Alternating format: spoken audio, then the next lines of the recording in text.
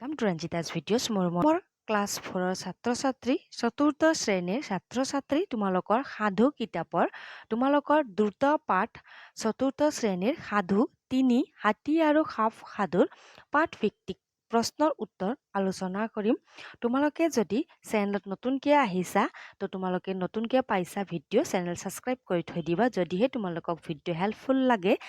যদি তোমালোকে আগৰ পৰাই মোৰ ভিডিঅ' চোৱা তোমালোকে গমেই পোৱা মৰমৰ ছাত্ৰ-ছাত্ৰী কেতিয়াবা মোৰ ফালৰ পৰা ভুল হ'বও পাৰে।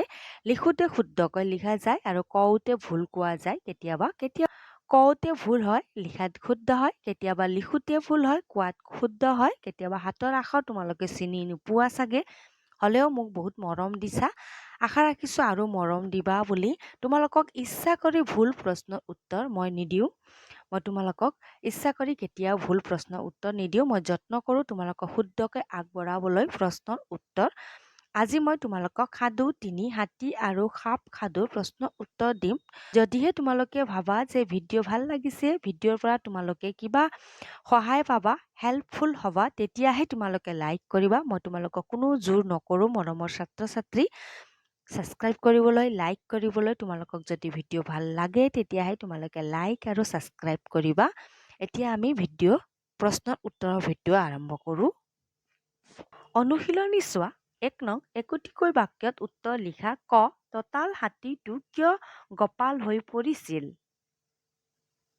উত্তৰত লিখিবা দঁতাল হাতীটো ৰজাৰ মৰম পাই গোপাল হৈ পৰিছিল। খ প্ৰশ্ন চোৱা। হাতীটোৱে সাপক গছক মাৰি দিয়াত সাপে কি কৰিলে? উত্তৰ হাতীটোৱে সাপক গছক মাৰি দিয়াত সাপেও ৩-৪ খুট মাৰিলে। ক প্ৰশ্ন সেই বাটেদি চিকাৰলৈ যোৱা ব্যাধটোৰ নাম কি আছিল? উত্তৰ সেই বাটেদি চিকাৰলৈ যোৱা ব্যাধটোৰ নাম ঘোং আছিল। প্ৰশ্ন চোৱা। চমু উত্তৰ দিয়া। ক হাতী আৰু সাপ দুয়োটাই কিয় মৰিবলগীয়া হৈছিল? উত্তৰ চোৱা।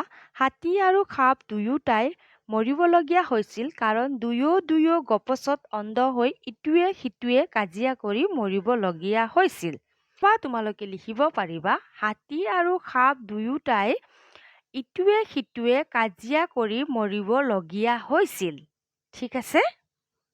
খ প্ৰশ্ন চোৱা। ঘোং নামৰ ব্যাধটোৱে হাতীৰ দাঁতযোৰ কিয় নিব খুজিছিল? উত্তৰত লিখিবা ঘোং নামৰ ব্যাধটোৱে হাতীৰ দাঁতযোৰ নি বিক্ৰী বা বেচি ভালেমান টকা পাব ভাবি নিব খুজিছিল। তোমালোকে বিক্ৰী বা বেচি দুয়োটাত এটা লিখিব পাৰিবা। ঠিক আছে। এতিয়া আমি আলোচনা কৰোঁ। 3 নং চোৱা। সঁচা নে মিছা লিখা। ক হাতীটোৱে নিজকে ৰজাৰ মৰমৰ জলহস্তী বুলি ভাবিছিল। মিছা। এবাৰ আমি কিতাপত চাওঁ। চোৱা কিতাপত মই হলো ৰজাৰ মৰমৰ গজহস্তী। গজহস্তী আছে হয়নে কিতাপত? জলহস্তী নাই, তেতিয়াহ'লে মিছা হ'ব। কটো তোমালোকে মিছা লিখিবা।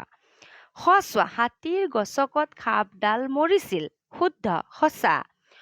চোৱা শগুনে হাতীৰ দাঁতযোৰ উঘালি নি বিক্ৰী কৰাৰ কথা ভাবিছিল। মিছা।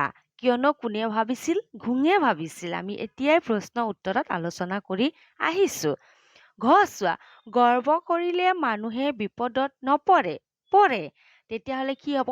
মিছা হ'ব। ঠিক আছে। তোমালোকেও নিজৰ উত্তৰ বহীত লিখি থৈ দিবা। যদি কিতাপত দাগ দিয়া কাঠ পেঞ্চিল ব্যৱহাৰ কৰিবা। তোমালোকে বুজি পাবা বুলিহে মই পেন ব্যৱহাৰ কৰোঁ বা কলম ব্যৱহাৰ কৰোঁ। আশা ৰাখিছোঁ আজিৰ ভিডিঅ' বুজি পাইছা বুলি। ভিডিঅ' যদি হেল্পফুল হয় লাইক কৰিবা। তোমালোকক মই আগতীয়াকৈ কৈছোঁ যে কেতিয়াবা লিখোতে ভুল হয়, মাতোতে শুদ্ধ হয়, কেতিয়াবা মাতোতে ভুল হয়, লিখোতে শুদ্ধ হয়। তোমালোকে মোক ক্ষমা কৰি দিবা। ভিডিঅ' ভাল লাগিলেহে তোমালোকে লাইক আৰু ছাবস্ক্ৰাইব কৰিবা। ঠিক আছে। ধন্যবাদ। তেনেহ'লে আমি লগ পাম আকৌ নতুন ভিডিঅ'ত।